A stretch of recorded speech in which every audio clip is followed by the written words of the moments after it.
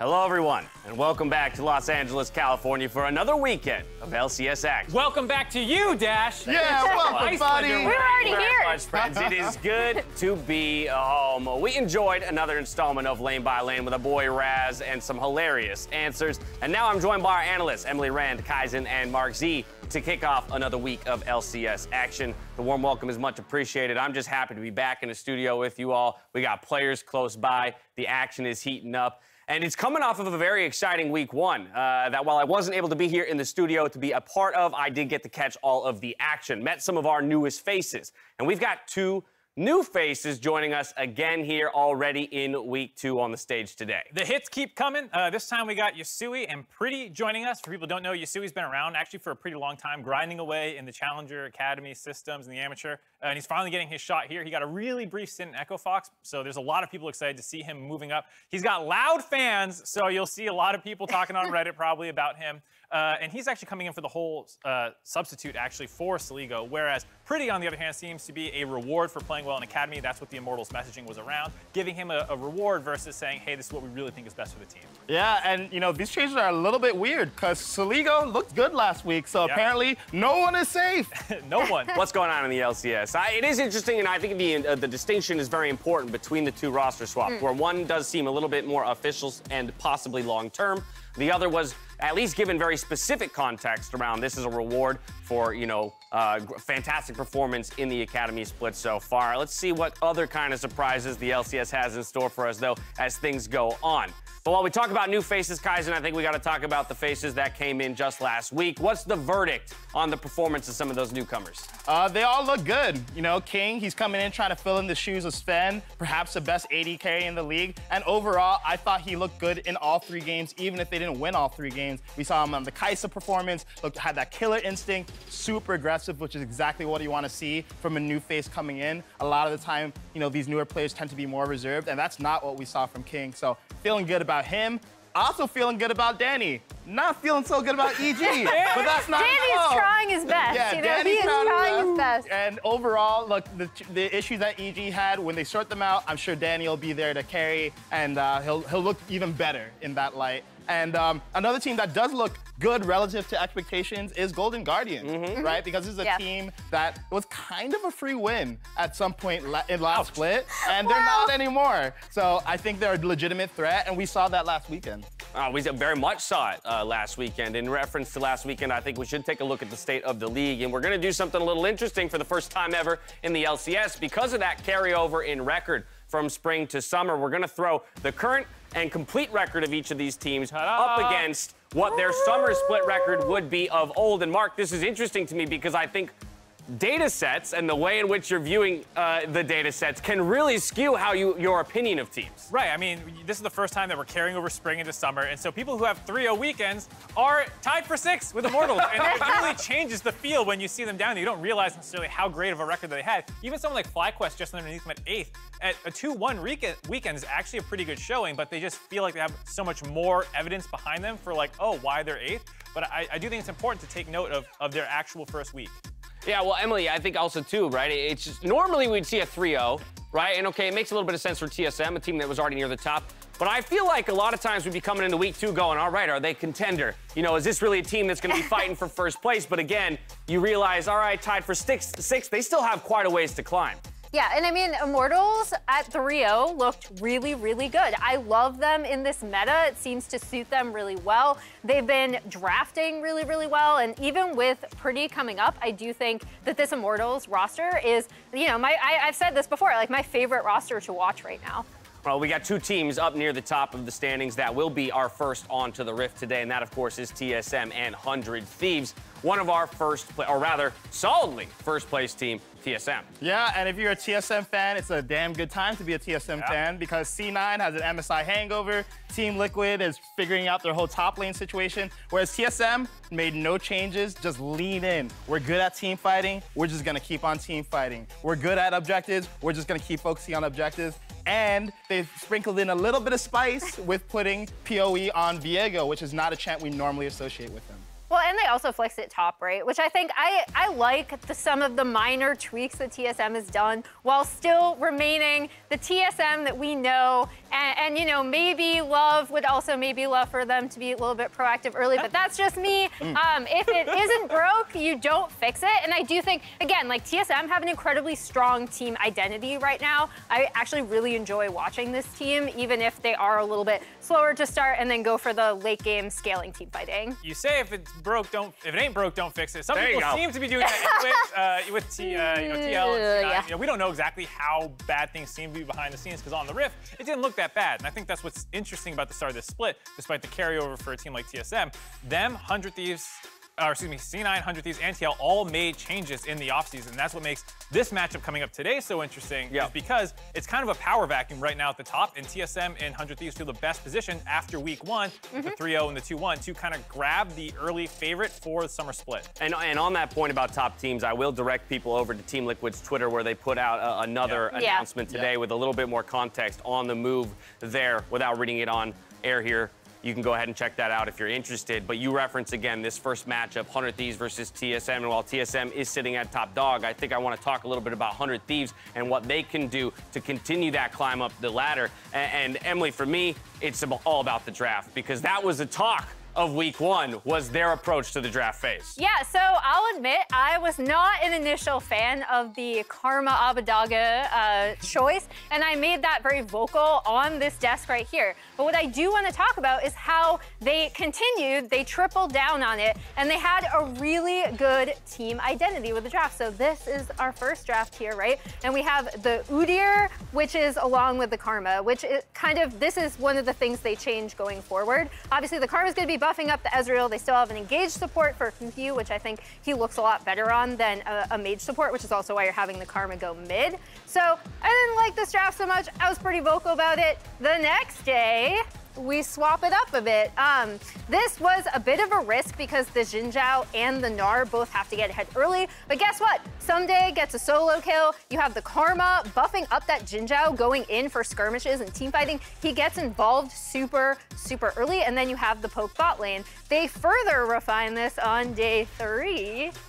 Over here. There it is. Woo! Okay, so obviously the Gwen top made it through, which is huge. We still kept the Jhin and the Karma mid, and now we have the Kog for late game insurance and team fighting. Kog has been making his way back in. I absolutely love this draft. I love that 100 Thieves were a team that we talked a lot about having a really defined identity and then kind of losing out on it later on as the season went on, patches hit. I think they're obviously starting the season with a really clear-cut identity, and I love how they refine their draft. Well, and ultimately, what speaks to me is the fact that it made you rethink your pick of the you know, champion. I was wrong. I was wrong. I'm willing to admit it. But Kaizen, I'm also curious then how the rest of the teams in the league might also start to rethink their approach to draft when seeing the kind of success that 100 Thieves had with this pick, both not only the Karma but the Xin Zhao as mentioned, because they aren't necessarily the types of pick that are explosive on the Rift and make you feel like, oh, they're dominant, they have to be pick banned, and yet they're effective. Exactly, and they're effective in the way that 100 Thieves wants them to be effective, because a lot of people expected when Abbedagge came in that they'd be playing control mages mid, that maybe they'd go back to playing through bot as well and just look to play for mid and late game. But they're like, no, this has been working in scrims for us, so we're gonna double down on it. And I think the great thing about this is this team has an identity, and I don't think it's the only identity that they can have given how many strengths they have. So I love the definition that Reaper has brought to this team. I mean, you talk about the multiple identities. We still haven't seen them, though, which is what makes it tough for TSM here in the first match of the day, because you're like, okay, Karma and Xin, they're not really that high priority that I want to ban them on blue side, but it's like also all they've shown, really. And so I think that puts them in a weird spot now where it's like, okay, am I banning what are kind of more the power picks, like the Gwens and the stuff like that? Or are we going to give them this for the 4th time in a row? Because I have no doubt Reaper will draft it for the 4th time in a row if it's open, and then you're still like, well, what else do they play? So I'm hoping it gets banned out just because I want to see, you know, those other angles that this team probably has in their back pocket. I want to see Karma every game, man. No, you don't. Let's keep running. Yeah, Karma good. Pump the brakes on that one. No, but it's an interesting question, right? What do you do when a team finds success on something that universally isn't considered to be OP? How do you start to warp the pick ban phase? And ultimately, you heard Crumbs say on Lane by Lane, he thinks if it's not Karma, maybe it's Lulu mid, just more enchanters. Keep going on that train. We've seen that from 100 Thieves Academy team. Oh, well, then you know it's in the works. Lulu Kindred. Yeah. All right, well, we don't have to wait long to find out what 100 Thieves is going to bring out onto the Rift. For now, it's time for us to hand it over to our favorite Doug duo as we dive into today's action. Take it away, gents. They're at the top of the standings for the first time since 2018 summer, so first time in 3 years. So like, there's a lot of hype around TSM. And I don't think the upgrades are enough for me to feel confident when I've seen TSM, who I put above them. But we do want to talk a bit more about the bot lane. It's OCE all across the place, my friends. They're not going to get it. Instead, it's going to be the jump forward. The heal is burned, and the auto. A solo kill, first blood lost. Show them how it's done. If Lost and Sword Art continue to develop, then that can become a strength for TSM. Sword Art on his rel, he is just such a damn good engaging force for their team. Sword Art hits the back, Lightning Buzz over the top, locking him down. That's a bunch of damage, 2 for 0 so far to TSM. I remember last split for 100 Thieves, it was all in on bot lane. And now Close is on the way out. FBI trades one back. It's a 4v4. And it's going to be Nidalee going 1-for-1 again. Looks like overall, though, 3 kills for 100 Thieves. FBI is my pick right now for the best bot laner currently playing in the LCS. Sunday's ready to come back now. They continue to move forward. FBI is able to apply the red buff autos as Closer zones away the rest of the team. Closer might be a little bit far forward, or is he? Why is Abbedagge on Karma? You brought this guy who's been playing carries his whole career. And everybody's like, the hell are you doing putting Abbedagge on Karma? First Karma game ever? Are you crazy? Abbedagge moving towards his jungler, though, as the flash comes in for Perkz. There's a Xin Zhao right there. Didn't know it, didn't assume he was on bottom scuttle, and Closer found himself a kill. I was really excited by how well Closer and Abbedagge were working together. I already know what the end game tweets from the 100 Thieves players are going to be. I hope they're spicy. Karma good. All caps, Karma good. Hello, everyone, and welcome back. We just witnessed, indeed, Karma is good. I am Freak. This is Azael. We are the Doug Duo. And a short time ago, Abbedagge tweeted this message for TSM head coach Bjergsen. Hey Bjergsen, This message. You are the man who knows what I'm talking about when I say, please ban Karma. I've seen you playing all these supportive mids back in the days, like Karma, Lulu, Galio and stuff. And you know how it is. You lose your mechanics. You lose the fun of playing the game. Please ban Karma. Sincerely, Abbedagge. Welcome, week 3, 100 Thieves head coach Abbedagge. On your screen right here. The roster drop's going to keep happening. Welcome back where I am into the mid lane if it keeps going on. I actually ran into PoE in the hallway earlier today, and I said, hey, man, good luck today. He's like, thanks very much. And I was like, you going to ban Karma? And he just smiled. Would not give me the deets, even though no one was around. Either way, ProView is back, by the way, and there is a free matchup every single game for our first game of the day. It's the Osh bot lane face-off between Lost and FBI. If you're paying attention a few seconds ago, I think FBI is the best bot laner currently in the LCS. So, yep, I really believe that. So if you want to play bot lane better than whatever you're currently at, watch FBI. He's really good. That's true. He has been smurfing it up. I love ProView. It's actually a lot of fun to learn a lot of these little habits that some of the pros have that can really be beneficial to your play at home as well. So check it out. Karma first ban. Abbedagge is saved. He is going to play something else. And I want to spend a little bit of time on that. Yeah, it could just be Lulu. But he said, hey, in scrims, Karma mid was by far our best comp. Maybe that's the best for every team in the world, and they're ahead of the meta. Maybe it's just the best for 100 Thieves. Who cares? I'm glad that they had their own style that worked for them. Of course, now we got to see what's next on the list. But the question is, you know, in fantasy, I said, well, we're gonna pick Karma for Abbedagge. Not going to get points out of that. That's true. And I actually told you that it's probably going to get banned. I know. Played all 3 games. I know. Should have listened, Freak. Hey, the thought is, what's the odds of it going through the bans and the odds of me guessing his champion correctly? And I said See, really the way I look at it is the odds of me being right and the odds of you being right. Oh, you know, pretty high on your side. Honestly, I'm pretty sure every single season you get predictions better. But we get first pick Udyr on the way in. Gwen banned out as well. Viego off the table. Tristana banned. Lee Sin. Top is going to be up as an option for someday. But also a lot of very good bot laners. Keep in mind, we are still on 11-11, so Kai'Sa, high priority. Rumble, high priority as well. Didn't think TSM was going to steal it away, but 100 Thieves want the reaction on their third pick. Yeah, it's interesting stuff. You know, I was thinking that, hey, Lee Sin, we could be seeing it as a flex when that was getting hovered. Of course, Rumble gets locked in alongside it. We did see some Lee Sin jungle last week, but very likely will be Lee Sin top. Of course, Abbedagge could be taking it towards the mid lane. We have seen some Lee Sin mid. Pole Belter played it a couple times last week, and Abbedagge was known for a lot of these really aggressive mid laners, things like the Akali, these aggressive melee style champions. Lee Sin does kind of fit the bill, so I'm going to be interested to see if that will be for him or if they're going to be saving this for later. With Lucian and Gragas coming through, this is pretty interesting stuff because it could be Gragas up towards top as tank or AP. This could actually be Sword Art playing support Gragas. This could be Lucian top. This could be Lucian mid. We saw Lucian top was played earlier in the LEC, so a lot of flex action going on the TSM side. My expectation here, and obviously I can stand to be wrong. Gragas top. Yes, is that Gragas is picked as an answer to Lee Sin. Keep in mind, all of Lee Sin's movement abilities are pretty well telegraphed, and so you can like body slam to interrupt Lee Sin Q and save your teammates. I think if you're rushing to pick a Gragas support, I think there are stronger supports out there. Thresh right now hitting the ban table is the first support ban, so that's my guess. But yes, of course it could be flex. Yeah, exactly. And I mean, even in the LEC when I was watching that earlier today, Lucian was played specifically into the Lee Sin matchup. So if you want to go aggressive, it is an option, and those are the most likely roles for Lucian to be mid and Gragas to be top. But I always like keeping your options open to be able to flex out of a bad matchup. If something gets locked in mid lane, you're saying, all right, I actually don't want to play against this. You could potentially move that around, try to get yourself set up in a good position. We saw EG, though they lost the game, actually do that very well, putting their Tristana mid up against the Karma top and actually having a very effective laning phase as a result. Being able to dodge a tough melee matchup, but now banning out some of those mid laners. Victor coming through as a ban. So TSM, at the very least, is thinking that Lee Sin will be more towards topside. Looks like they missed their last ban. Interesting.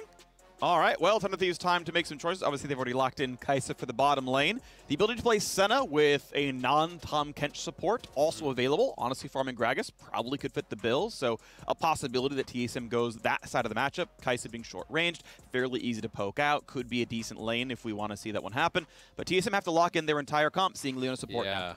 And if you want to go towards Nautilus, you're kind of giving yourself a disadvantageous support matchup. A lot of people really do like the Leona into that. If they wanted to pair the Rakan with Xayah, again, disadvantageous support matchup there for Sword Art. So I do like the bans of both the Thresh and the TK, and then going towards Leona. Most of the common champions these days are going to have a tough time against Leona, so you go the more defensive route. They are going to be lower on engage, so more of an emphasis on the engage, very likely from that top side from Mooney. You need Gragas to be the one really nailing that. But there's so much dive in the meta right now. I think Braum is really strong into that, being able to throw up the wall against things like the Syndra ulti, against, the Lee Sin coming through, being able to lock down some of these champions that are going to be short range. The passive stuns coming through, of course, very quickly, not only from the Xayah, but also the Lucian. And it was actually Akali, excuse me. I thought the Syndra did get locked, so Akali coming through. This was one of the champions that Abbedagge was really known for in the LEC. He's an incredibly aggressive player when he is at his best. I do think he can shine on this pick, and it's going to be exciting to see this up against the Lucian. Of course, it will be favored towards Lucian in the early levels, but if you can maintain, a small CS deficit, get towards level 6, you can often look for all-ins. There's multiple squishy champions over on that TSM side that you could be looking towards, but that can be complicated by the fact that Braum will likely bring exhaust against a lot of these champions. All right, well, end of champs like ticking down. Gragas is indeed top lane. Lucian in mid up against the Akali. Now, we saw this matchup in the MSI finals, and even though Showmaker was the stronger player overall, still lost lane as the Akali side of this matchup. Expecting Lucian to have quite a bit of priority here, especially a very strong player like Power of Evil. But yes, Abbedagge, not only can he play 3 games of Karma and win 2 of them and be a major factor for success, but back on the Assassins here as well. Knew his matchup, right? Last pick of the draft, knew the entire comp on both sides and said, all right, it's time for Assassins. Let's get in there and knock things down. And I'm excited about this game. TSM are the current #1 team in the LCS. 100 Thieves are my nod for the best team in the LCS. Record just doesn't show that yet. Might be wrong, sure, but with the new roster, I like them a lot. And we're going to get onto the Rift very, very soon. Yeah, it's going to be an exciting one. We'll have to see how well 100 Thieves actually play together with a very different style of composition. We saw 3 straight games of Karma. It was very much playing that supportive style, following around Closer, buffing him up, enabling him to be the carry. In this case, you're going to be wanting to have that kind of a reversal of roles where Closer is helping Abbedagge survive and getting him to the point where he can really take over on that Akali, because Akali can be very difficult to play if you get too far behind. You need to have that threat of the all-in here.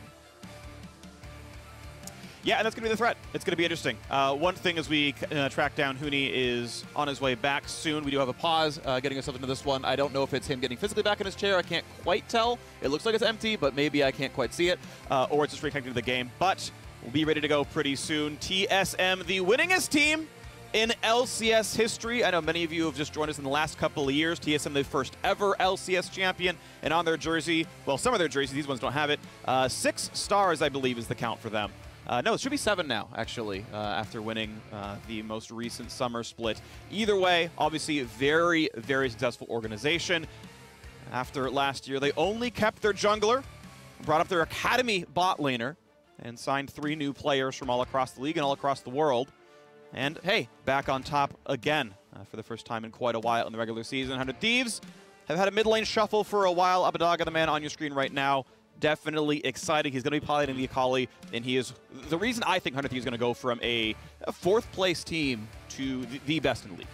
And I mean, they're hoping the same, very clearly, right? So to make a big swap like that, to be able to pick up a player who is a pretty big name himself in the middle of the season does not usually happen. Of course, LCS has been, you know, covered with roster swaps this summer split. But generally speaking, going between spring and summer, there's very few changes. And if there are changes, they are minor changes. We've had a lot of big ones. 100 Thieves trying to make a splash, trying to secure their world spot, trying to push for a title here. You know, they have made it to the LCS finals, but they didn't win. And they're hunting for that championship here. And also hunting for a mid laner who's going to have some longevity with the team, right? Because as you said, there have been those shuffles back and forth, you know, trying out different players. They haven't yet settled on someone, and they're hoping that this is the right mix of players to bring them to that next level. I mean, 100 Thieves is the org that had to drop Someday down to Academy so they could keep Ryu back in the mid lane for a split or two. Like, this was just how badly they needed to find themselves a strong spot in the mid lane. It gave Fake God one of his chances. I mean, he's doing really well over in Dignitas over there. Another fun fact as well, this is one I got from Reddit, and you know, I've had bad stats that I've taken from Reddit before, so grain of salt, of course, but TSM, if I remember it correctly, have gone like 5 years or so where they have never kept the same roster split to split. Like, there's at least one player different every 6 months, and this time around they finally have the same roster they played Spring Split with. For the first time, it's like, I'm going to make up a year like 2015 or 2016. Okay. Obviously, I could resources better. I just didn't expect the 10-minute pause getting into game, so it was not what I thought I needed. But you went for it. But I went for it because we had this time, and we were talking about roster changes and whatnot, so it was a natural segue. I'd That's like to say that you works. went for it with confidence. Yeah. But you really didn't. I didn't. You couched it in like 3 different ways. If I am not confident, I will usually try to couch that. I can also just be wrong about stuff, and that's fine. Or I'll say my opinion, like, in my opinion, FBI is the best bot laner in the LCS. True. And if I'm wrong, that's okay. It's just my opinion. Yeah. But if I'm like, he is definitely the best, that's a different statement. Exactly. And you don't want to go with, in my opinion, TSM has never lost the game of League of Legends. In my opinion, they have. They have? Yeah. I think your opinion is correct on this one. I think my opinion is I'm not correct. sure about the roster swap, so I cannot confirm nor deny. I just saw what I believe to be Huni running across the stage. So in my opinion, Huni is sitting down in his chair. Okay. Oh, and I'm right because I can see him. You are right. And you can see him. Good job, Freak. Woo! This is the pinnacle of your casting career right here. Never done better. Soak it in. Yeah, there are some wonderful teams on the stage right now, Azael, and I cannot wait to have them do battle on Summoner's Rift. The game is about to be unpaused. I say this with confidence as we are hitting the Rift here for game 1 of the day. Number 1 in the standings, TSM. Number 1 in my head, 100 Thieves. Let's do battle. Man, I've never seen that Gragas skin before. Or maybe it's just a chroma I've never seen. That bright pink. What is that skin? That is exciting.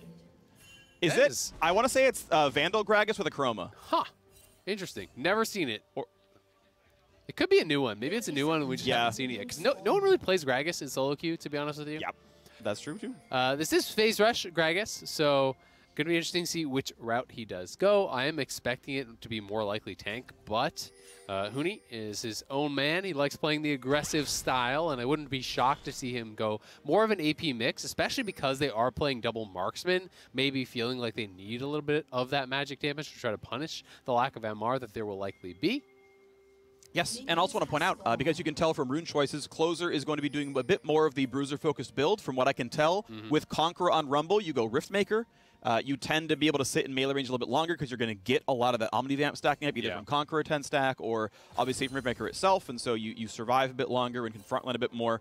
There is a Leona for pure tank. In fact, this is a 4 melee team, and Heck, Kai'Sa herself might just dive into the back line. So very forward motion on Thunder Thief's side. See if they can kill people. And it's kind of similar to some of the stuff that we actually saw TSM running last week, where they did the Nocturne Rumble and they did Viego mid, and they wanted to go for full dive. We're seeing more teams kind of experimenting with this style of composition. Huni getting an early ward there. Can proc phase rush if he needs, but he did actually get their third hit. So now he's going to take free autos on the way out. And that was a bit poorly done. If you want to body slam in there, you need to make sure you stay for that last auto. But once you delay, it does reset, so he would have had to go for 3 more and couldn't. And as a result, he just kind of takes a little bit of a poor trade there, but can use the Gragas passive to heal it right back up. I will say, though, it cost Someday his one and only Trinket ward. I believe he just put that down in Tri-Brush to just ward hop in an auto attack. So that's a gankable route right there as the bot laners fight. Good damage on a lost. 5th auto's going to hit. And that means he's down to 200 HP, can potion back up. But I am curious, right? Like, is that going to punish Someday now not having a ward for possible jungle gank?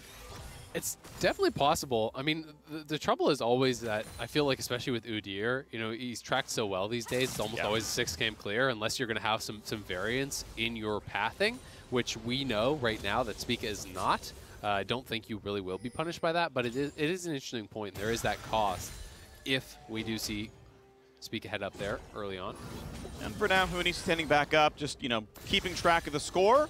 Hey, okay, he's back to full HP, hasn't used his potion. Maybe he's going to be fine, but you're absolutely right. That is still a risk incurred that, you know, always could have been enough damage to tilt the lane phase. So far, though, he's going to be fine. Very small farm lead overall to TSM's side. Bot lane is close, Power People's ahead, which you very much expect in Lucian versus Melee. So we'll see at what point Abbedagge turns that around. Farms what he can, but he's getting autoed. Exactly, and a lot of it really is just about just trying to withstand the onslaught. When you're playing Akali into this, trying to utilize your Shroud to get as much farm as possible, it's more about, you know, avoiding too much poke, deciding which minions you can actually fight for, which you just need to give up. If you try to fight for every minion in a matchup like this, you end up getting actually a lot less overall because you just take too much damage. You really need to try to avoid, you know, PTA procs from your opponent, try to sidestep as many of those Qs as you can, and it's kind of just this defensive minigame for the first number of levels for Akali, where you're just trying to be as close to Lucian as possible. You know, you're going to be behind if the Lucian is good, but you're trying to stay as close to parity as you possibly can. Right now, as the minions get pushed into the turret, not a lot of turret plate damage, but there is still going to be that 5 to 6 CS lead in the mid lanes. That's what Pee-wee's earned so far, as the lane's going to more or less reset and be in a fairly normal spot. Fighting over wards, no big deal in the bottom lane here. Farm very close between these two bottom laners. Looks like it is a very small lead on FBI's side. Closer did not recall after Gromp. His Krug's coming up in about 5 seconds, and so he's going to be slightly late to cycling his jungle. Not going to matter too much, but he chose to stay around in case there was a play instead of being farm efficient. Top laners battling back and forth, still a very small lead toward Huni. Yeah, TSM's bot lane was playing very defensive, right? You know, the lane was pushing away from them, so I think Closer's saying, hey, if they push a little bit aggressively, I can get something big here, so it's kind of worth the opportunity cost of cycling your camps a little bit more slowly. Of course, seeing that the Gromp, or rather the Krugs have respawned and that Closer isn't up there, does give some information to TSM. You can be expecting that Rumble, you know, is going to be up on the top side looking for this, and exactly, they're anticipating where he could be, so now you can play very well around that, and this is kind of that evolution of jungle tracking, where you don't always need to know where the jungler is. Often where he isn't is actually telling you just as much. Yeah, we actually just saw missing pings on the Raptors as well. There was a chance that ward saw one of the Raptors move, and so that's why they knew, but also the fact that the camp is up and Krugs weren't being hit says, well, also through that, we think he's there. Now they're pinging, hey, he's probably up towards Krugs, no other camps up from the go for, and indeed he is topside. Right now, Huni, though, he's under his turret. Like, the man's not diveable. So far, so good. TSM dodging around Rumble's early game. Exactly. I mean, they're pinging it. They found out that he was around the Raptors area. So then if he does not go to Krug, guess what he's doing? He's looking for a gank, right? So then you play defensive. Once he shows on the Krugs, then you can go back to playing the game how you want to play. Huni's out of mana, though. Does have to be careful. Without ulti, though, Sunday should not have the damage that matters. Yeah, easy. I think W auto E, that's enough to get away. No problems for Huni, but he's going to TV back this lane now. And I think Someday did a good job of actually trading pretty consistently, and that kind of is your advantage, that you are resourceless here on the Lee Sin. So even though Gragas can spend his mana to utilize the passive and heal back up over time, you're more taxing the mana often than you are really taxing that HP. So some aggressive trading there does at the very least get Someday the earlier recall, and he can just walk straight back to lane. Yeah, he's going to feel pretty good about that one. The wave is meeting, but yeah, he won't lose too much farm, so it's an easy teleport save. That means there's a big fight in the bot side. It's going to be easy stuff. Always want to get Iron Spike Whip for your recall if you can. It means you can start to one-shot the back wave with E plus active, and that's going to feel good for the Lee Sin. It gives you all the lane control you really need, and it lets you kind of be the first to move in a lot of cases. And because Huni was he couldn't actually push the wave fast. So I think Someday didn't miss any experience there whatsoever on that recall, even though it wasn't actually a cannon wave. He got there in time. So he's going to be feeling pretty good about that. And Huni is, in fact, going towards AP.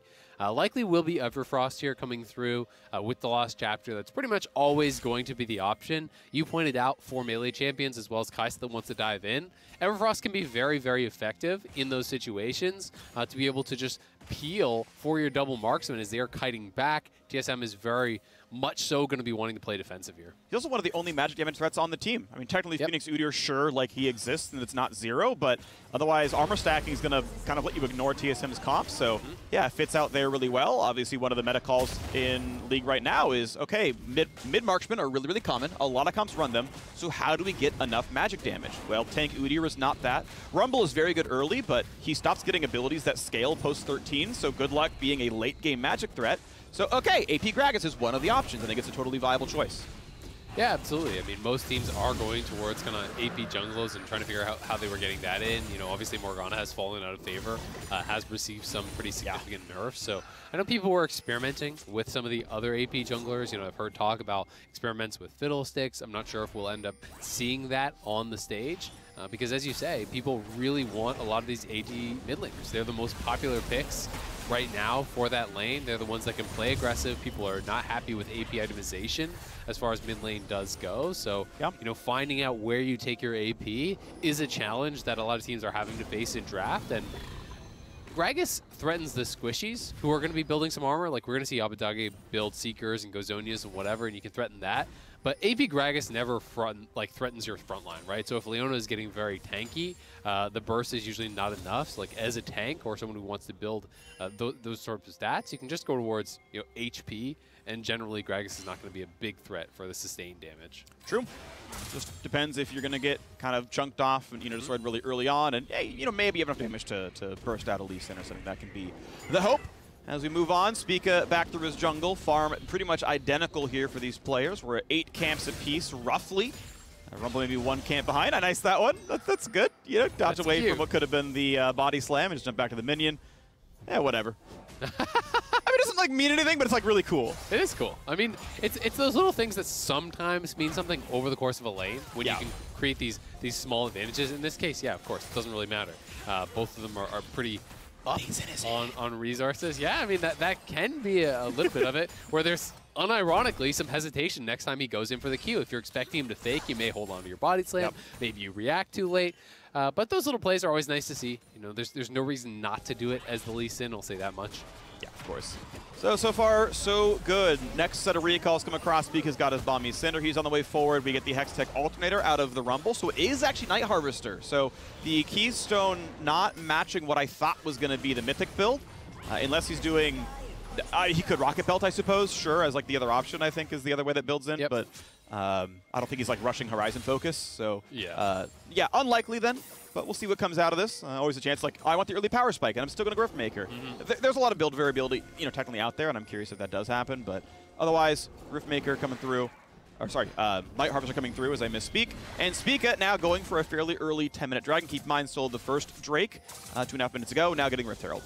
And I feel like we're seeing more variation on some of these builds for common champions. Like Viego, we saw a lot of different options, and Zhao, we saw a lot of different options. Rumble last week, we actually saw Portobello, Riftmaker, as well as the Night Harvester. So that has been a bit refreshing to see, as then can be an engage. Big engage, ult to the top, big damage, but Spica is out cleanly. Huhi taking some culling damage, and the cask is decent, but the kick flash gonna put Huni inside the team comp, and 100 Thieves find first blood in the top scuttle fight. Nicely done, 100 Thieves. They move all their members up, they commit to the fight, and they just immediately push Spica, and a lot of the other members just straight out of the fight. TSM was kind of split where Huni is coming from that top side, and we saw Power of Evil, Spica, all in this little corridor where they get hit by the Equalizer, they get pushed out, and Huni, as this AP Gragas, is just sectioned off. And 100 Thieves did a really good job of controlling the space. So look where TSM are retreating. All 3 of those members can essentially now not really enter the fight. Huni can't exit out through that equalizer because he didn't want to walk up that way. Ssumday is on top of him, so despite the ultimate being dropped there by Huni to try to shake things up a little bit, gets kicked right back in by a nice kick flash and does go down, plus they get the Herald. So yes, TSM got first Dragon, but after this Herald comes down, you're expecting a 1K plus gold lead here for 100 Thieves. All right, feeling pretty good on the 100 Thieves side right now because, yeah, as we said, or as you said, you're going to expect that 300 gold to come in from Herald and likely more, to be honest. We've got 1 plate down in the top, so maybe a bit more pressure gets that the rest of the way. Since when he's taking that death, he's going to be very slightly under-leveled in some cases, so maybe you find that move going on. Did keep his flash, though, so may get away from dives without much issue. Lost playing safe. Doesn't want to have to burn ults to trade for Leona spells. Those cooldowns are way worse on the Xayah side, so just going for long-range Qs to last hit. One thing I didn't actually get a chance to talk about yet, but Sword Art is not playing Exhaust. I'm actually very surprised that he's not playing Exhaust against Lee Sin and Akali, as well as Kai'Sa, who wants to dive in. Ignite feels like if you feel you can pressure the lane, and maybe they thought that they could, but Exhaust has such incredible value against this team. A big stun into the Shroud goes Akali. Reinforcement coming soon. Abbedagge goes right in for the play. A ton of damage. Spica down to 300 health and just crushed. Abbedagge's on the scoreboard with the Akali. Explosive Cask buys a bit of time. Ult 2 just to get back to the team. No other play to be had. 100 Thieves fighting better. Nicely done there. They find the play. TSM was looking for Abbedagge, but not able to finish off that play. I mean, he had the Shroud available. He buys enough time. Closer and Huhi are moving up. They get the kill. They'll get the Dragon. And now at this point, you know, I talked about minimizing the deficit.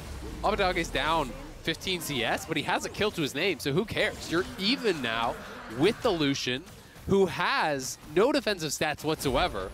And at this point, it gets very scary as that Lucian player, because Abbedagge does have the ability to threaten the solo kills, especially once the Mythic is completed. And they're going to extend this gold lead here.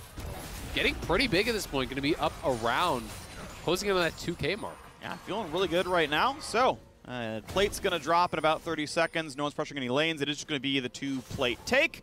But hey, Rift Herald worth 100 gold for the kill, 320 for knocking down 2 plates. All right, not a bad ejected play for a kill you got over the top as well. And we take some recalls pretty soon. Obviously, decent amount of money on FBI. Going towards the most likely Gale Force, could be Kraken Slayer. Either one's going to be fine. And then, you know, a bit of AD as well. I'm curious if the 1 longsword means he's more likely to go Phantom Dancer instead of just finishing a Serrated Dirk, or if that was just like a recall timing thing.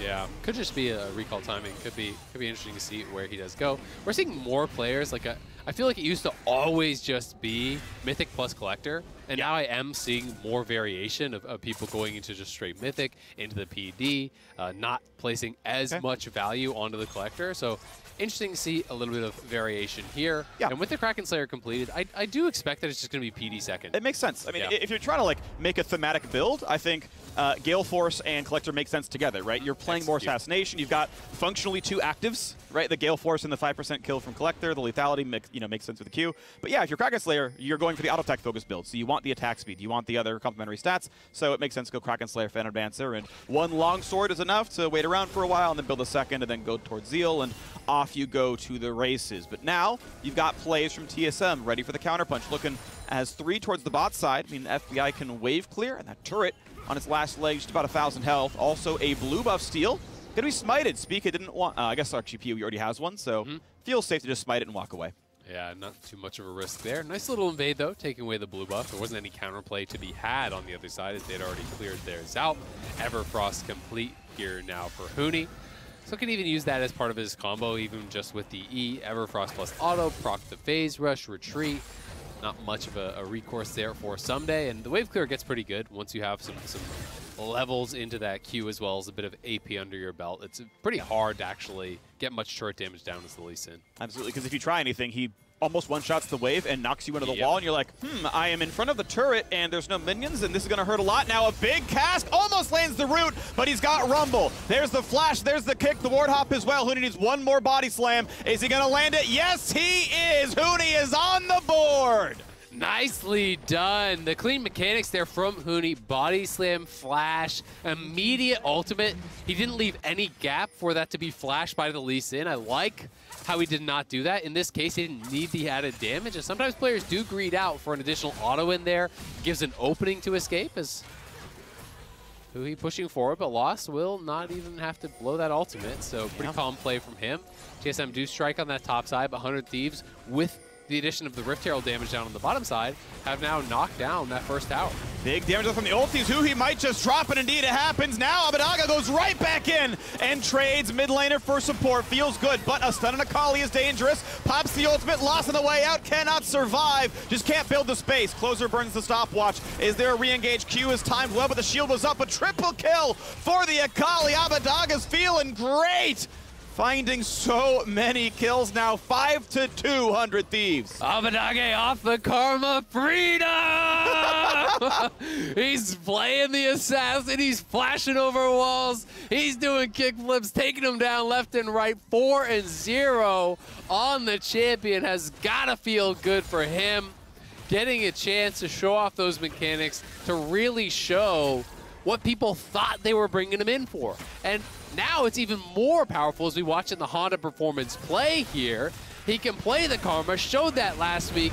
Here he goes on the Assassin as TSM just overcommitted. I think they lost track of the fact that the Equalizer was still available. They funnel in Abbedagge R1 into the immediate E, catches onto Power of Evil, who dashes away, but that E was still connected, so there's no escaping. He goes back in, saving the Shroud for really good timing in his fight against Lost there, and is able to flash over the wall, grab a third kill. He's now got the Proto Belt, the Tier 2 boots. He's got the Seekers as well. He is ready to dominate this game. Starter just flashed away from what would have been, I believe, a Zenith Blade out of Huhi's Leona, so more cooldowns missing. TSM trying to fight for the top Herald, but it has lost the last fight. This one probably doesn't look any better. Maybe a Smite fight, not gonna happen. Cleaned up by Closer. And he can walk his way back in. 4 Mythics done on the 100 Thieves side. Hui just on his boots right now, but with the stopwatch ready to go, still fairly durable. 100 Thieves are feeling good as they can walk down towards this third dragon of the game. When you're this strong now as Akali and there's no exhaust on the other side, there's no locket completed, there's no added defensive items, you're looking at the 2 ADs, 0 MR purchased by either one.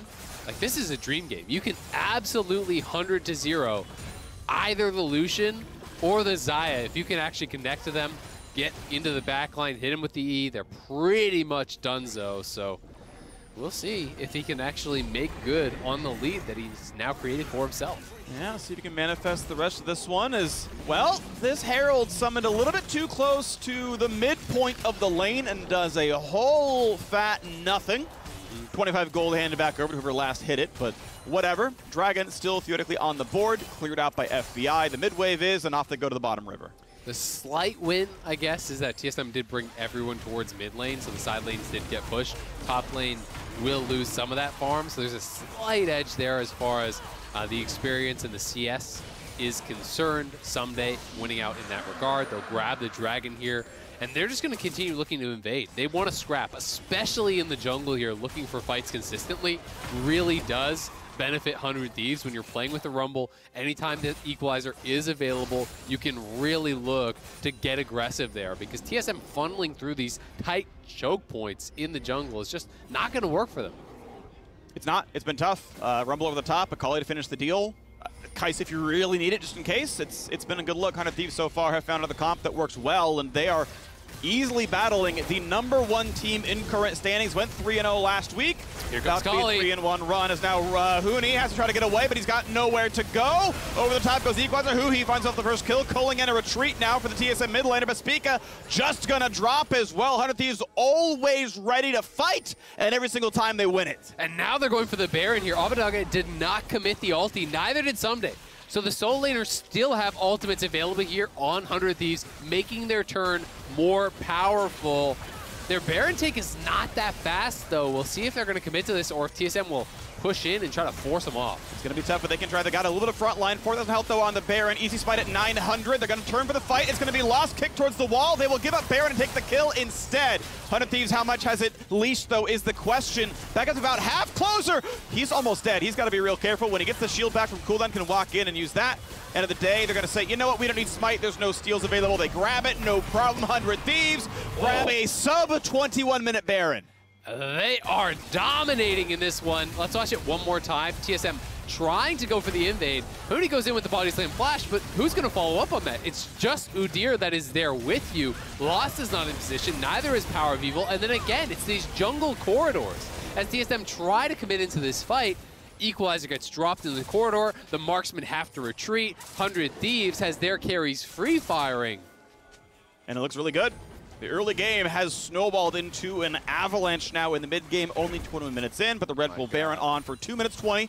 It'll time out before the next dragon spawns, but they're likely to crack an inhibitor with this. Yeah, I mean, when you have double Zhonya's complete as well, that is really frightening this early on. Closer as well as Abbedagge have that completed. You can see the PD plus a BF on top. The Locket is coming through. Like, they have everything they need right now to take fights. Okay, well, they don't have everything they need for the Gromp as someday Ward hops take the Blast Plan away. Good awareness. Stun's going to land, but hey, Lost has cleanse. So ulti. Gale Force used to get off the Equalizer. Sword Art tanks Akai's the W, and now it's some damage on the mid-turret. Half HP, but someday, I believe he's out of wards to hop to, so we'd have to burn his flash to get a kick. End of the day, not going to mean much. FBI runs away from the culling turret down to 1/3, and Abbedagge was on split push, so turret number 3 is killed. Exactly. They don't need to overcommit there. They try to drop the Equalizer to make Lost back it up, but TSM overloaded the mid lane to defend there. As a result, they lose that bottom tower. You can see Someday is back up towards the top side, pushing this in, and now, because it is uneven numbers, they see the Lucian, they see the Gragas out on those side lanes. There's nothing to stop 100 Thieves from marching in and taking this tower. They have been so clean at snowballing their advantages in this game, taking these jungle fights where they have come out ahead, immediately forcing the Baron, grabbing that, pressuring in 3 lanes, and they are just expanding this gold lead so incredibly fast. And they just let the cannon shoot down the turret. 2 more autos will knock it down, and there it is. Walking in for good measure, take a turret shot, who cares? Abbedagge still pushing in bot. That turret's at half HP itself. And now they can siege mid again as the new wave is already reinforced. Getting cut down somewhat, but that still means some turret damage. Lee Sin also pushing in the top lane. So 100 Thieves just pushing in all 3 lanes. They've got the vision control to not be flanked. They know where the enemy champions are, and they're just collecting their gold.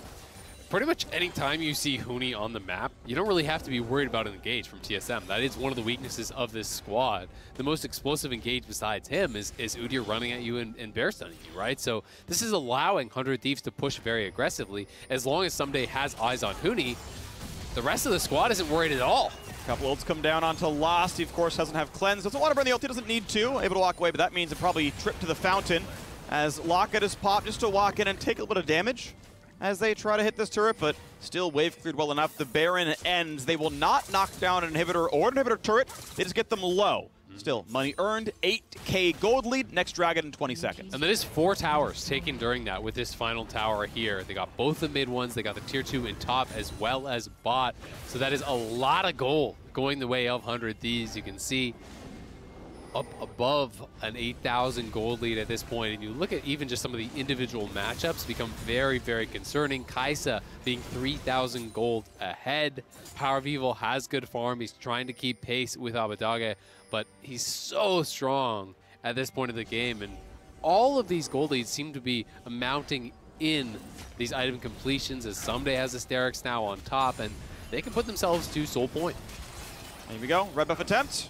Easily smited, and not gonna be, maybe he didn't have a second charge, wanted to save it for Dragon, not sure, but red buff goes over to Lost, so he's got that bit for power. Obviously being down an item kind of sucks. He's got Gale Force and half a Lord Dominic's. FPS of a Phantom Dancer and most of Infinity Edge. And I really like the investment into the stopwatch here, right? You know, this is kind of that one fight power. And because they have this massive gold lead, they have the luxury of spending money on that. You have one on Someday, you have one on FBI. This allows them to play a little bit more aggressive, to dive into the back line and buy time with that stopwatch because you are so far ahead. You do not need to maximize efficiency as far as the items you're purchasing. You can have that pit stop for the stopwatch, and I think it's really, really valuable. It makes it so tough to win this next fight for TSM, and really, if they lose next fight, they probably lose the game. Almost certainly. They're, of course, on the door of their inhibitors themselves. Baron up in 115. We'll see if Hundred Thieves play it slowly and just play for top river. Honestly, the entire Baron siege they had was by the book. It was play tri-lane, right? We've got a Lee Sin split, we've got an Akali split. Those are both going to feel really comfortable. And as you mentioned, they got 4 turrets for it. That's great. That's, the 2,000 gold plus, any of the jungle camps they stole away. That's good. That's great. That's a good, solid gain, and ended it with the Dragon afterwards. So they haven't given TSM an easy way in. As you had mentioned, the Huni Gragas, one of the only real clutch engage tools out there. So, hey, if he's tracked, you're not going to just, surprise lose a fight. You're up gold. Yeah, and that's why I like that they're playing 1-3-1, right? Because you force Huni to answer someday in the top lane, and then everywhere else, you have no worries at all. You massively outstat your opponents, you have way more gold, and if Huni is there, there's no engage options for TSM. Yes, Huni has a lot of CDR, he's got the Summoner spell cooldown as well with the Lucidity boots, so he can make some plays happen potentially, but 100 Thieves really knows the only way you'd possibly lose is some sort of a miracle engage, so they're just spreading the map, they're running TSM all over, and just extending this gold lead slowly but surely. So here we go. Baron is back alive. Control wards down. Not inside the pit, but enough to track any of the meaningful vision TSM could have put down, so the wards can be swept. And as mid is pushed in, Akali's pushing in bot, Lee Sin's shoved in top. It's time to collect up on the river, but okay, TSM spotted out. And again, they don't have the clutch engage tools really, right? FBI was on the same screen and felt completely untouchable despite having, okay, yeah, he's got flash, so he's got that one tool, but you don't want to burn that for free. Didn't have to. Again, there's not really any good way in, so Baron is being set up. It's full fog of war. At what point do they start? Yeah, I think they're just going to continue pushing in these waves, clearing out vision. Once they sweep out a little bit more of this, we may see them start. Of course, it's pretty easy to tell when they're on it because if FBI is showing, they just don't really have the damage to actually knock down this Baron with any sort of pace. So if FBI is missing, that's when you have to be a little bit worried here for TSM. And we may see the blue trinket committed now because he's been absent from mid lane for a while. So heavy damage on the Baron, rushing it down pretty quickly. 3 full items in the Kai'Sa, half HP now. Spica is the one you got to watch for. He can smite. Equalizer, not doing a ton. TP flank coming in. That's going to be the fight then as the ultis come across. Who he knocked up, a little bit low on health. Damage from Abbedagga, marked right now by Huni. Not an easy target, this Gragas. And so as the Baron bait begins, TSM answer it well to get rid of the control wards, and 100 Thieves burn the TP and otherwise gained nothing. I guess Huni burned his as well, so call it an equal trade. A couple ults came down for 100 Thieves, though. They meant nothing as well. But now, as TSM get hemmed in, you can look at the mid lane again. Abbedagga wants to clear that one out, but be careful. He's going to be slowed up by Huni. Goes invisible, but where does he want to go? Has to burn Rocket Belt and E, and off he runs as now 100 Thieves turn back onto the Baron to try yet again. Abbedagga still, with his ult, with his flash, is a major threat. Blue trinket burned in again. We look at the next fight. Ult is coming up fairly soon from the jungle support of 100 Thieves, but watch out for Spica. 900, a flat smite in both cases. Walking back down the river, and the Baron resets yet again. Yeah, they're looking to get some chip damage down. Pulling damage on Huni, but body slam is a threat. You can't easily jump in. Gets not much. Ult comes across. Stopwatch. Explosive cast. Here comes the hard engage. Lee Sin comes in. Finds nothing. Closer, though. Gets the kill in the top lane, but trades back for Leona. So 4v4 yet again. And with an 8,000 gold deficit, TSM can get a 1-for-1 in a team fight. That is impressive. You have to give them credit for that. Absolutely. And it looks like they were pushing forward here. Do decide to back off, but I mean, you said it, when you're that far behind, an even trade does advantage the team that is behind, right? You are closing the gold gap if you are trading gold back and forth like that. The concern is going to be this next dragon, where TSM will have to fully commit to it. You can rush down the Infernal so fast, so TSM is going to have to be confident about how they find this fight. Flashes are available for everyone as people were not willing to fully commit, I think largely because they knew the Infernal is going to be such a critical fight here. The IE is now completed for FBI, so he has that. He almost has the GA as well. Everyone just trying to complete as much power as they can right now. Double Void Staff coming through for mid-jungle on the 100 Thieves side. TSM is scraping together pieces, but they're just not at the same level of power. So it's got to be outplays. It's got to be the X factor, and you're, again, just looking towards Huni. Ultis are up, and we have the Infernal Soul available for 100 Thieves if they can land the smite. push Spica out of the way. Someday, of course, can help guarantee that one, and it can look easy. So Dragon being started, TSM feeling a bit of the pressure. No one split pushing, it's just the fight right now. Someday fighting Huni, that looks pretty good. Abbedagge on the wings, on a ward though. Has to be respectful of what the re-engage could look like. Huni goes in, body slam flash with a cast, does not put him into the team. He goes over the top, Abbedagge ready to keep fighting as well. Huni running away for dear life. Someday. Almost dead. Someday, where does he go in? He's gonna find the fight and get a bit of damage, but rooted in place. Burns a stopwatch, Spica flashes, but not to safety. 2 for 0 so far. FBI opens up for 2. A third comes in for Someday. Now a flash out for Power Viva, wants to knock down Someday, cannot do so. FBI in the chase, finds his third kill of the fight, and now Huni has nowhere to go. Who he gonna be rooted and knocked back? It does not matter. He'll be killed by the Leona, and Ace comes through, and the Dragon is not needed. The Bud Light Ace is all the 100 Thieves need to go for the end of the game. They got the minions in mid, they got the minions in bot, they're gonna TP in, and this should do it.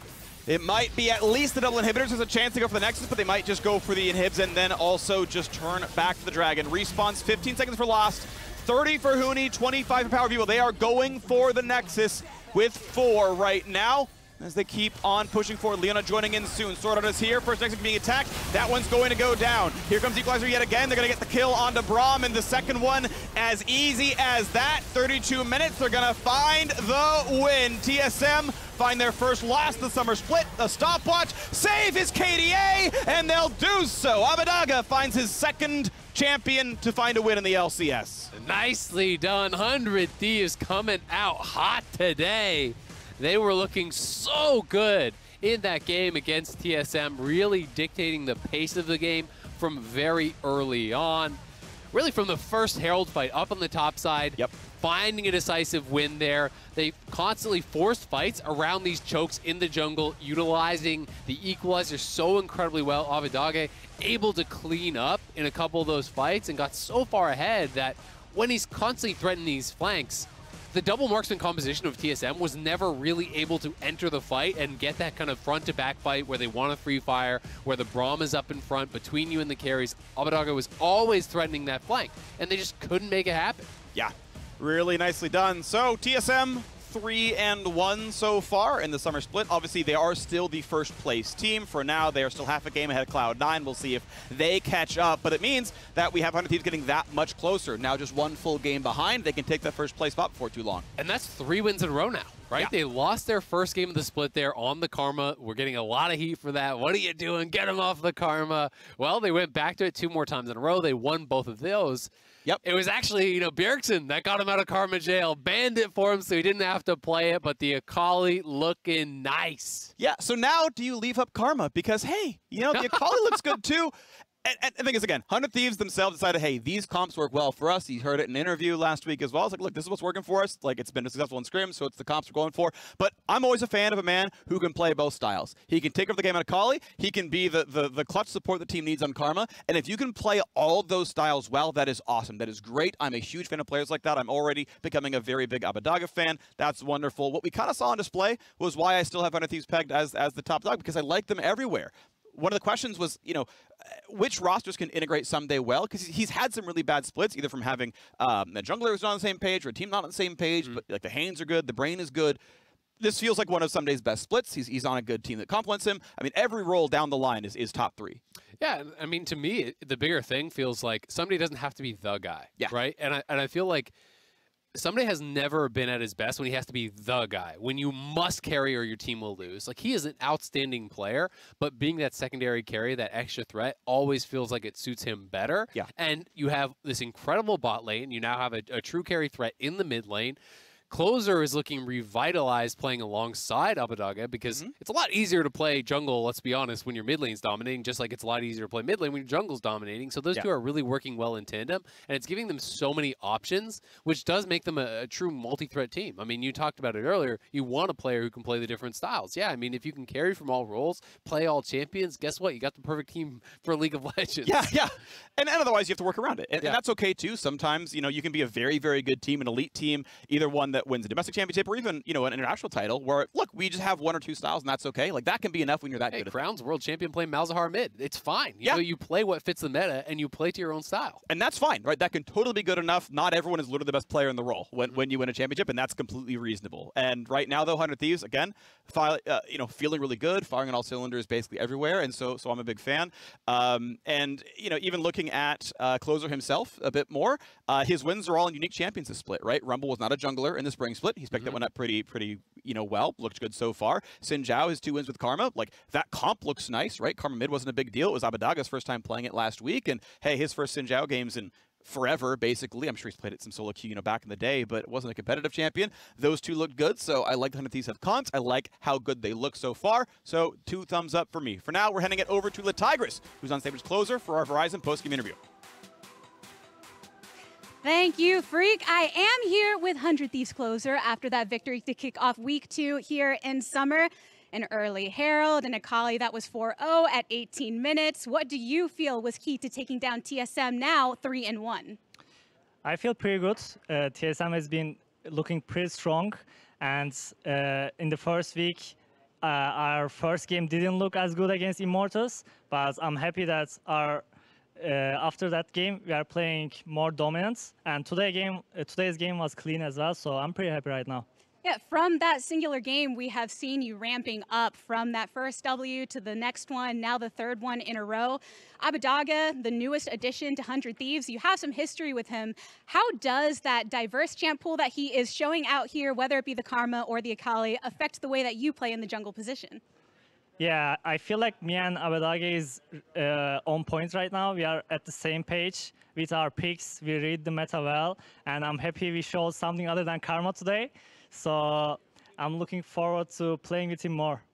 You made a lot of people eat their words, though, when it came to that Karma play at the end of last week. We're also just wondering how things are going with Reaper coming into the equation. How has that dynamic shifted for 100 Thieves? Yeah, I mean, ever since Reaper came in, I feel like he's just a championship coach. When he sees a problem, he knows how to fix it, and like we are just lucky to work with him, to be honest, because we are improving really fast. And you want a champion level coach when you yourselves are all clearly gunning for the top of the leaderboards. As a jungler, many have been impressed with your performance thus far in summer. How would you compare your current performance with how you were feeling back in spring? I mean, I think I'm getting better every day. I don't think I'm at my peak. So like, I will continue to be better. And I have a really good team and coaching staff around me. So I'm pretty confident it's going to be a good split. Great, confident vibes from you here on the stage, Closer. Thank you so much for stopping by after your win. Thank you. Closer closing the gap on what he considers to be his peak here in the LCS. We're going to kick to a quick break, but when we return, we will continue breaking down this match.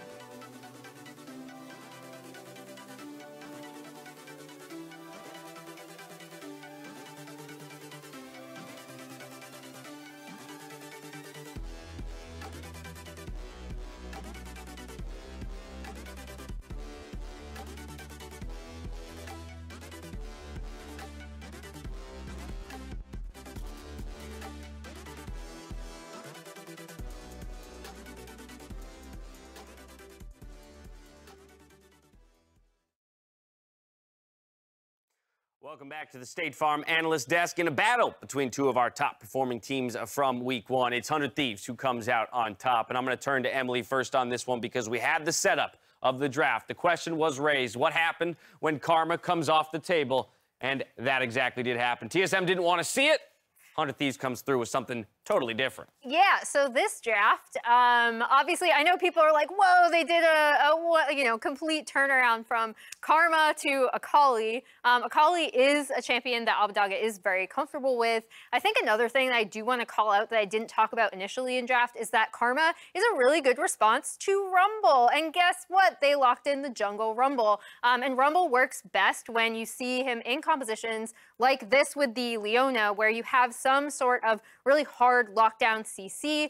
We actually saw a really similar composition to this at the Mid-Season Invitational from PSG Talon. So I really liked this composition. It is one of those things where people are pointing at the draft and being like, a lot of this was somewhat decided in draft. I do just really like how 100T pivoted and how they still played to their overall team strengths. Yeah, totally agree. And this was a completely different look from them, right? You know, we saw a situation where you expect Lucian to be pushing in Akali. You know, pre-6, you're not going to be getting like the Karmas in pressure on mid that they had the last 3 games. But as we mentioned before, this is a team that has a lot of versatility. So I didn't even expect that the mid-jungle duo of Xin, Karma is what you would expect to normally see from them. I think it looks more like this, more like Abbedagge on control mages is what you can expect to see. So this is a really, really threatening and versatile team. Right, and while in some ways the Akali would become the star of this game later on, I think the point about the Rumble is a big one. And so beyond the fact that Rumble is a powerful champion, the way they utilized it specifically, Kaizen, I'm thinking around those couple global objectives. Rift Herald, Baron, brilliant. Absolutely, and these are 2 huge equalizers from Closer. You know, in this first fight, we see TSM getting completely cut off in the river, unable to contest Herald. Huni gets picked out someday with a really nice ult to kick him back into the team. You know, really snowballs a game in their favor, and you can see their practice in playing like this together. You know, at these skirmishes around smaller objectives, they utilize the fact that they have Leona to lock down stray members of TSM and then use equalizers to capitulate the fight as quickly as possible. So I really love this look from 100 Thieves all around. Yeah, you talk about the meta that we've seen at MSI. Like, these are things that have been well established as powerful picks and combinations, and it makes them very threatening, not just for the diversity of the way that you actually play them, not having mid pressure necessarily, but also just in draft when you start looking like, well, what do I want to ban out against this team? They have their own things that they're doing well, like the Karma's in. TSM banned that out, and they're like, okay, well, we'll just go with what we saw for the last month and still kick your ass with that. And I think it makes a big problem for teams looking at 100 Thieves going forward. Yeah, turns out a Karma good and Akali good too. You can be good and Rumble good. Yeah. And Rumble good. Come on. Right, exactly. They've got their own 100 Thieves meta, and then they're also fine at playing the Worlds or the kind of confirmed or best decided meta. But you mentioned the Akali, and that's really where things started to take off. And so Abbedagge, answering any of the questions that people might have around his performance here in summer, if he can do it. Yeah, I mean, the Karma's cool. I'm glad you can play it. This is what I want to see. Look at him go in. He's so confident. He knows the limits of the champion so well. Like Emily was saying, he has played this a ton.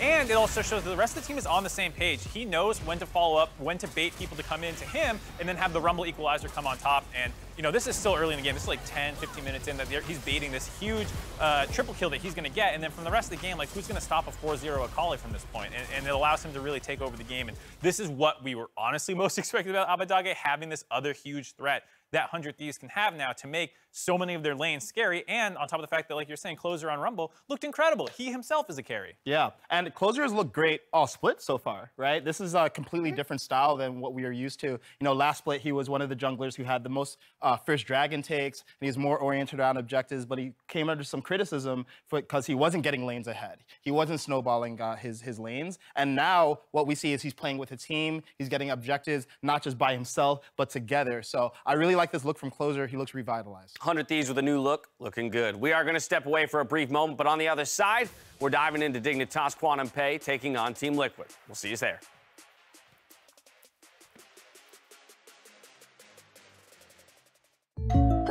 Hey, I didn't order any pizza. Jake from State Farm.